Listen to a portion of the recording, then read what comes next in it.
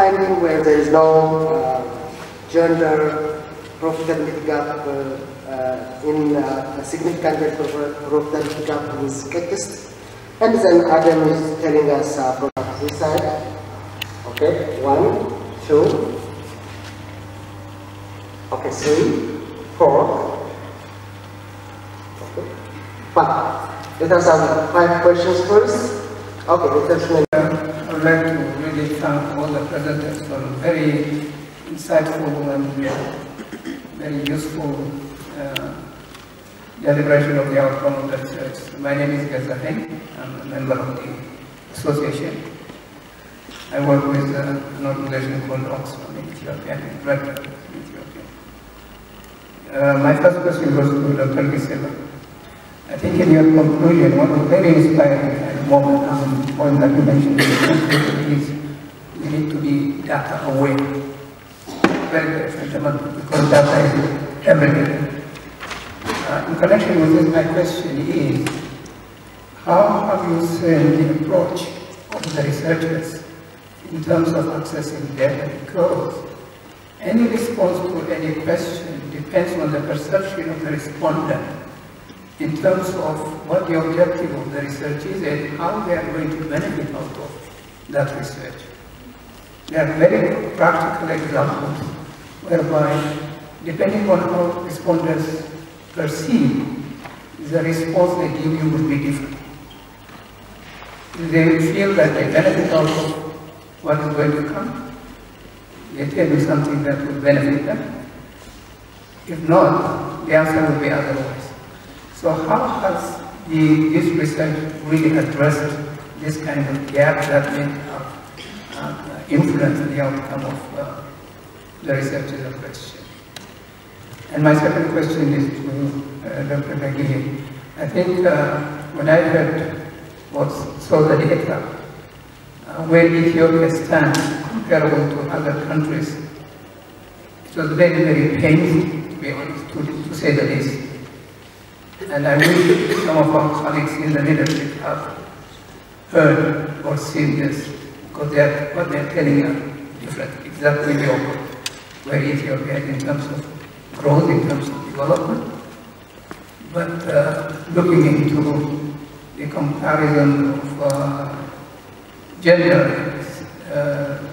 the gender situation and the governance are the two key parameters that have looked at compared to how the economic development is.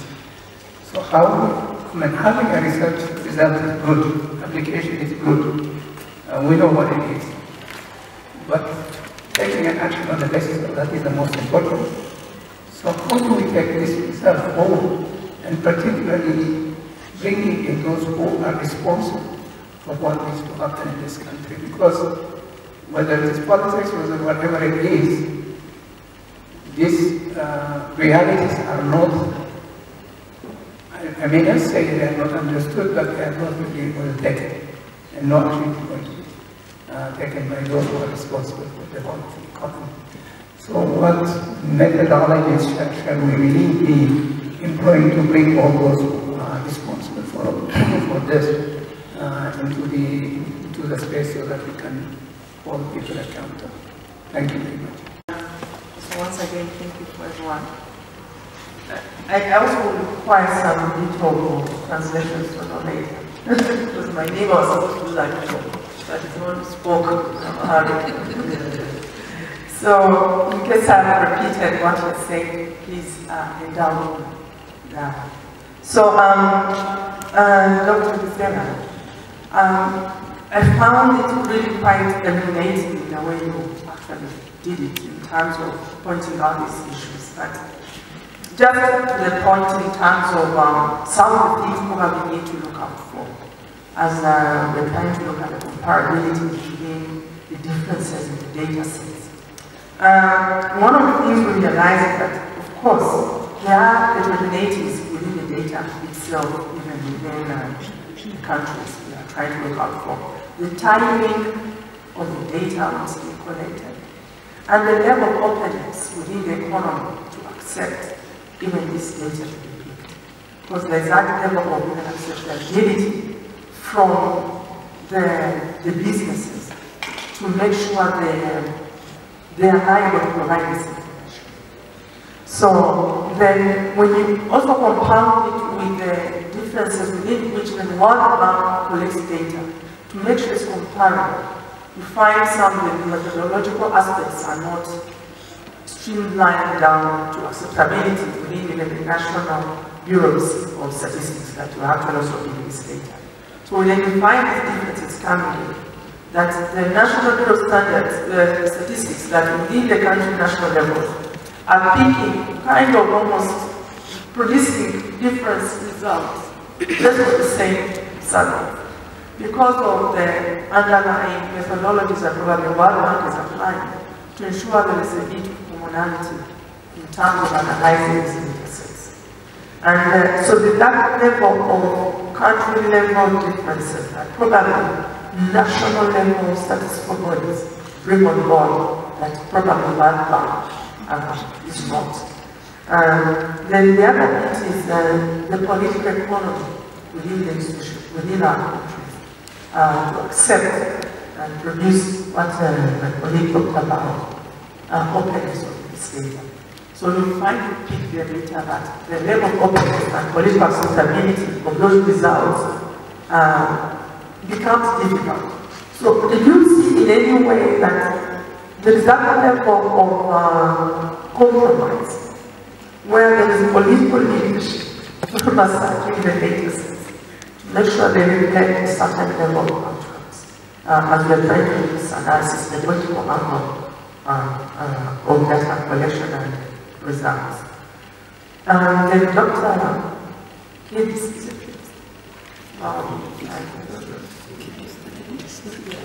so also one of the things is that when you look at the labor participation rates, because that's the 60% point, that means we have ladies who are highly inactive in the labor market.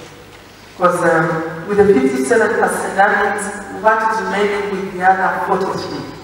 That means it's going to high levels of inactivity within the Ethiopian government, within the Ethiopian economy for females to participate in business. So with that example that we have this high level of activity, what I liked about it is we can try also to go down into the data set itself, to look at the age groups, to see if the profit gap or the gender gap for the adult women, depending on your working age population, how the adult women profitability within the same environment of high-end businesses compares with those within the youth. Probably the differences will actually come out. That because of experience or the backup of the family, some of these things will actually come out and the gender gap profit will actually appear when we further digress it into the gender age groups between the adult women who are participating in this environment and the youthful women within the same environment. So probably just something to take back in terms of sensitivity and analysis for that. Then is it possible to consider, as we're doing this with both from Dr. Adam, they are what we call, because when we looked at the binding constraints to some of the profit margins, it came out that working environment in terms of profits, working environment in terms of licenses was significant in making profits actually happen. So how best can we bring in the binding constraints to business growth? These are finance, sometimes it's management itself, and sometimes there is also this level of the differences within the enterprises themselves. The agriculture-related enterprises perform different from the manufacturing enterprises. So they have those differences in binding constraints, environment, in terms of the business performance, that probably we need to further tease out to show that these are probably more resilient than the other ones when it comes to profit making. Because most likely agriculture-related businesses, because of the environmental component of their inputs, will probably be different in terms of the profit margins that are coming out. And lastly, what was good, the chair didn't point it out, is that two different studies using different data sets and have different results in terms of profits. No profits, significant profits seen, significant profits seen. But now that's the aspect of us economists, the underlying assumptions that we make. So with differences in assumptions, you find you have differences in the outcome of the gender profit gap. Thank you to everyone. And thank you very much. My name is Ziad. I'm a development consultant. I came here to learn.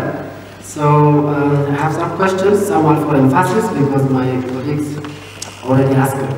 So the first question, few questions in fact, focus the director, Dr. Kagi and Dr. Keldes.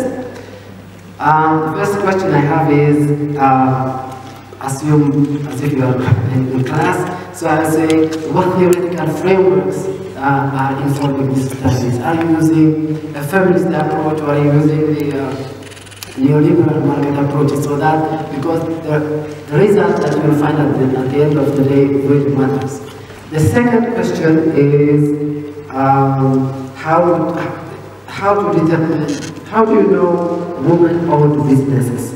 I think this is very, very difficult because the control and management issues matter. You just those surveys just go to places and ask, who owns this business? And that will not be the real answer that they get, because the licenses will be under the name of a woman, but in reality, somebody else owns this business. So I think this really complicates things.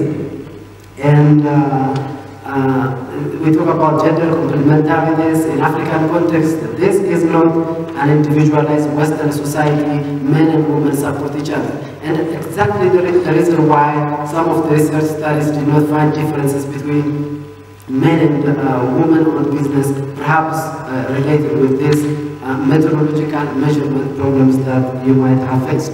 Number three, as somebody else said, depending on the type of survey you use, you are coming up with different results. And a colleague, an advisor to the minister said, you did good studies, but what should I do? When I go back to my office, what should I do? What policy uptake suggestions are you giving me? So, personally, I am in a state of cognitive dissonance, because the results that we are getting is really different depending on the data set you are using. Number four, gender is really important. I agree, but there are also other important variables. I don't know how we are controlling for it, because it's capital matters, personal effort matters, and so on. Number five, this is more to Economics Association. All the papers that were presented are fantastic and great, but all quantitative. Why no mixed type of researches? Why no qualitative research? Because we are all using some surveys done by somebody else, and precisely those people who did the study had not have your research objective in their mind. Thank you very much. Thank you. One of the first questions I have is, how do you measure the loss, and how do you know? Oh, okay, sorry. So I'm Teza Marisa. I came on my own actually because I have an interest on our policies. So one of the questions I have is, how do you measure the impact of gender equality or loss? Let me rephrase this. See the impact of gender inequality among women, like among the private sector, etc., at the global level. But when the perception we have as a society regarding women is really cultural based, and bouncing back on what my friend said there, the way women are seen is not the same, like here in Ethiopia or in another country, it's not really the same as in, let's say, developed countries. It's not only a matter of economic power. For example, here in Africa, women are more considered when they're mothers, for example. Whereas in Europe or in America, that factor is not really taken into account. So, yes, that was really what was surprising to me. How could we see at a global level what policies would benefit women when in fact it's more maybe cultural based, the perception that society has got women, or it's regional based. Let's say Africa has the same thing, or a similar culture like Latin America, Europe and America, they have more or less similar cultures. So I don't know if I'm clear, and that's it. Just let me know. Presentation. I have questions probably for all of you. For Gisela, you mentioned that the issue of gender discrimination and the business policy as a constant in the global level. I mean, is it really the constant, the legal framework? Is it really the policy? Or if it is really the policy is constrained, where is the problem? I mean, through the policy cycle. Here in Ethiopia, we claim the implementation part. What is the problem in the global perspective? The second question is, you also mentioned that at household level, gender sale gap for women is 60% less than men. When it comes to sale, women are more active in promotion, promoting advertisement, and so that the likelihood of increasing the volume of sale is high.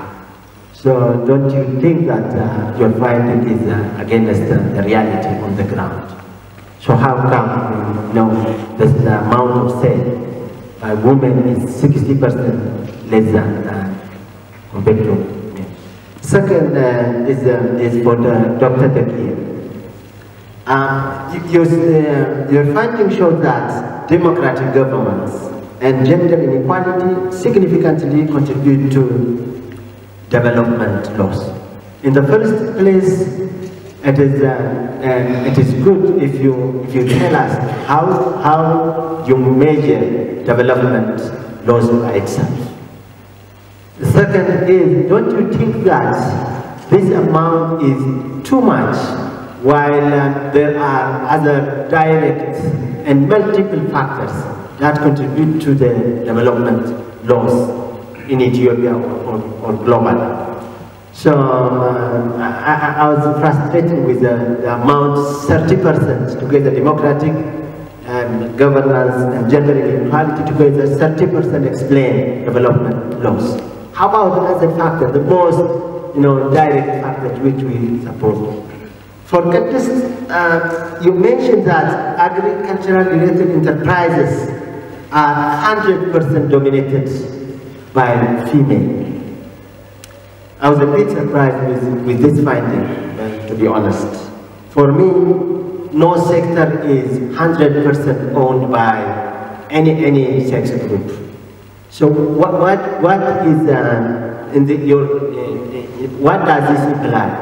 And how come the female dominates 100% in agricultural sector? My last question is for Dr. Adam. I think he said that human capital is identified as one of the potential cause for gender profitability gap. I understand that females are more social capital than male counterparts. So don't you think that your finding is against the reality? Thank you very much. Makes it into the sample. There's what questions we ask them, and then exactly to your point, how are we asking them, right? Like what is the respondent viewing as kind of the incentives around the environment? All three are really important, and I think survey methodology is kind of undervalued, right? We need to do a lot more in terms of like really figuring out the appropriate approach for all of those. So what we've focused on in the project so far and the components is really the first thing that I mentioned is who are we asking, right? So we're really talking about who we're asking and who's even showing up in the data changes depending upon the sampling protocols of the different surveys, right? So I completely acknowledge your point that what questions we're asking them and how the environment is set up are also crucially important. I will tell you this, and some of you may also know this from looking at the much of this data closely. The World Bank Enterprise Surveys, right, are not systematically asked, right? There was another question thinking about what does it mean to be a female owner, right? Like, what does ownership even mean? The ownership questions in the World Bank Enterprise Surveys are different country to country, and they can be different even within the same country from year to year. So I think as a research community, we have a lot of work to do, right, in terms of how do we best ask questions, right, and how do we figure that out. So I definitely think that's like an area that needs a lot of focus. So that was the first question. To the second questioner, thank you. So what is the responsibility and the role of different government agencies? What can we take away from this? Your point is so well taken, right? We do this research because we want to have an impact, right? And we want to make an improvement. So I would say in terms of the message that I'm trying to present from our global work is that data quality is imperative. We need quality data. And so I would say the response of what can be done is to urge those who are collecting data, be it national statistical agencies, right, whoever is collecting data, to really think about the representation of that data, right, to really have a focus on representation. So many data collection agencies often use sampling protocols straight from the World Bank, right? And I think like having, just carefully thinking about that. That sampling protocol could be correct, right? Depending upon what the objective is, right? But if you are trying to study gender, and you are trying to study kind of economic outcomes, particularly enterprise outcomes, the sampling protocols, right, need to more explicitly consider gender. If you're only gonna interview formal enterprises, only interview visible enterprises that are outside of the home, and only going to interview enterprises that have, say, 5 or more employees, you are going to get a select set of people who fit that criteria. So I guess I would say in terms of like where to go from here, what to take, right? My message is that quality data is imperative and it kind of influences the research that can be done and thus the policy prescriptions. So just to be aware of that, and then also to be aware of any policy recommendations that are made based upon specific data sets that may not be representative, right? Just to be aware of where that policy recommendation is coming from. And then I think the third question, thinking about the level of openness of an economy, I point well taken. In terms of kind of local environment, also changing data sets and impacting data. Again, I think this circles back to like the main point I'm trying to make is that quality data, representative data is the key, right, to understanding kind of these broad stylized facts and then being able to make policy recommendations from there. And then to the fourth questioner about this idea of what is ownership, what does it mean to own a business? So point well taken that is a complicated question, actually. That is not straightforward. And I'd be happy to have a more in-depth conversation with you about this. As I mentioned, so we synthesized data from 43 different countries across from 2005 to up to 2021. And the question is asked differently in all sorts of different cases, right? So what we used in the data is if the most common thing we could do is if the enterprise has at least one female owner. That's how we did it. I will tell you that our results are also kind of robust to this idea of female managing, right, as well. So if a female is a manager of the enterprise, we also see the same trend. But I think this kind of also circles back to the point from several of the questions, is it's not just who we ask questions, but it's what questions we ask them, right? Exactly what do we mean by ownership, right? And the environment in which you're kind of asking those questions are important. So we need more research and more work needs to be done on exactly what are the right questions in terms of like what are the modules that you put in these surveys to get at the data. And then lastly, the fifth question in terms of kind of cultural bias and this idea that women can be viewed differently, right, in different groups of countries or different countries in general, right? Absolutely, I acknowledge that point. I think that that's incredibly important. The context of which you're talking about this is important. I would say from a global perspective, right, there is no one simple policy prescription or policy analysis, right? From a global perspective, what we're trying to get our message across is that representative quality data is the key. And as of right now, we don't know of any global data sets that are truly representative by gender of enterprises. So that's what we're trying to say. And then the last question over here in terms of the difference between the laws and policies that are potentially, quote unquote, on the books, right, like are written down, versus actual implementation of policies and laws, right, that could be vastly different, right? I completely acknowledge that. So the research that we're done and the databases that are put together are about the policies and laws that are on the books, right, that are written down. Incredibly important, though, to understand that the reality could be quite different, right? I think that's what the question was trying to get at, is this idea that, well, in reality, maybe there is a law on the books, but that's not really how it works. Acknowledge that we need to, right, look at all of that, right, in a really kind of deep, kind of contextual way. And that would be done more on kind of like a country by country or even region by region basis, right? Acknowledging that there could be variation within a country in terms of how laws and policies are also implemented.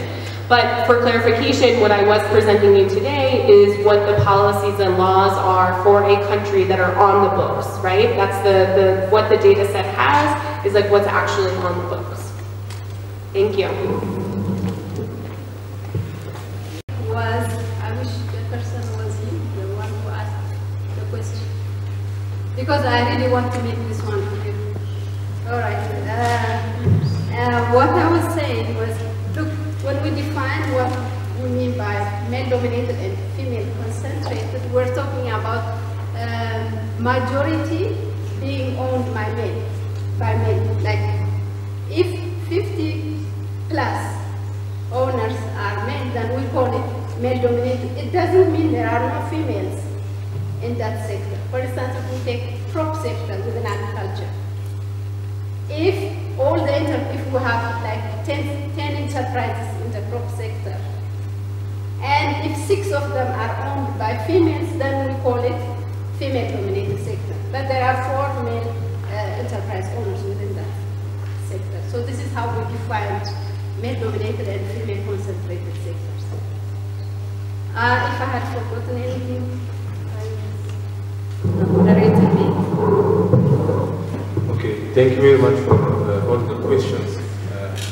I think we are not in the final stage of the research. We are ahead of this validation, and we send it to review. So all the feedbacks we forward are very important in further strengthening the papers.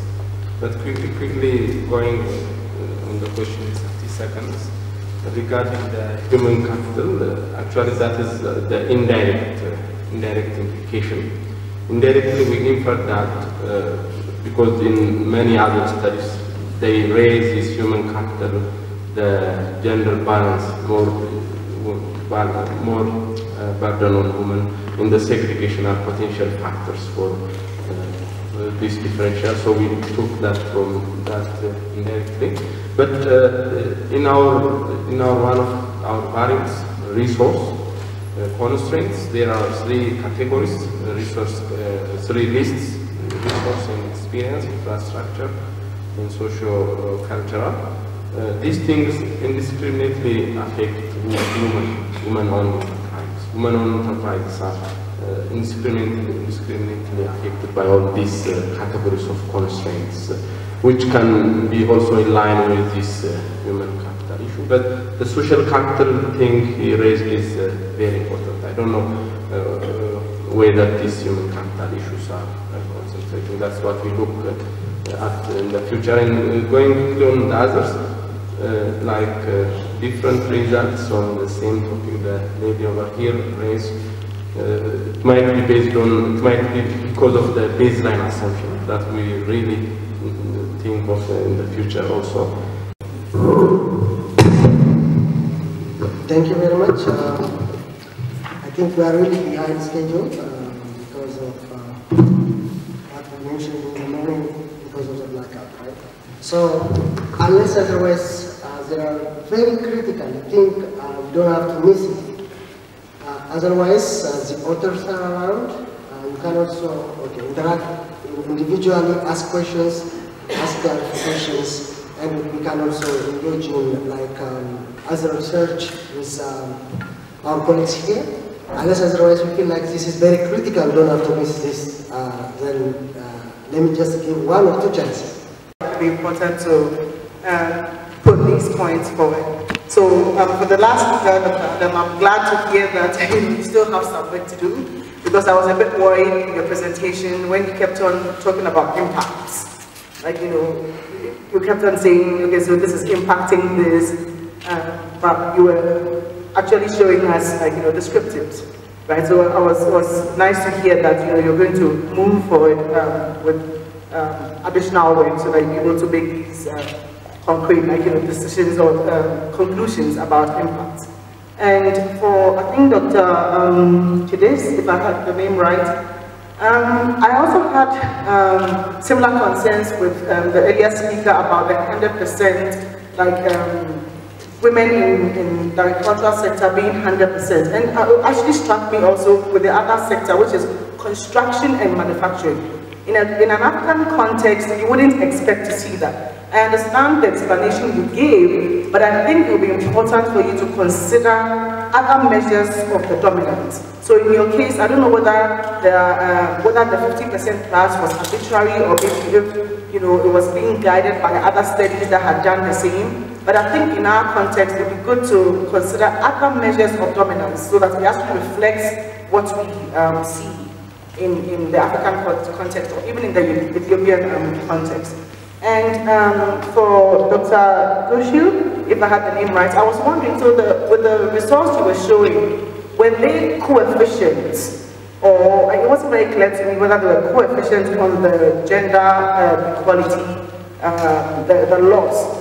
And another thing I was wondering about is if you look at the left-hand side and your measure of gender inequality, for instance, are you not worried about feedback? Because on the left-hand side and the right-hand side, there's this interaction going on. So there's some high level of heterogeneity there. Did you consider this when you were doing the analysis?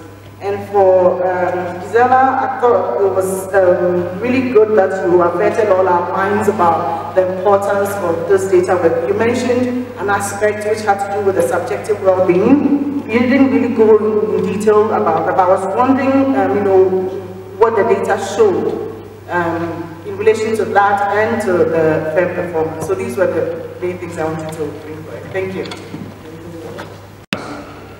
We estimate the overall measure of development, what we call it GDI, Gender Adjusted Multidimensional Development Index. It is the aggregation of 15 pillars that I have mentioned, including gender inequality. And these 15 pillars are aggregated into 4 dimensions: economic development, social development, democratic governance, and gender equality. All these 15 pillars are measured by about 63 variables and indicators. They are aggregated. Finally, what we estimated is this overall multidimensional development is decomposed into its pillars, the 15 pillars. So it is out of 1. This is not the coefficient, but it is the relative contribution of each pillar to the overall measure of development. That's the way. So all are index numbers, their relative contribution is computed, so it will be taken as a percentage.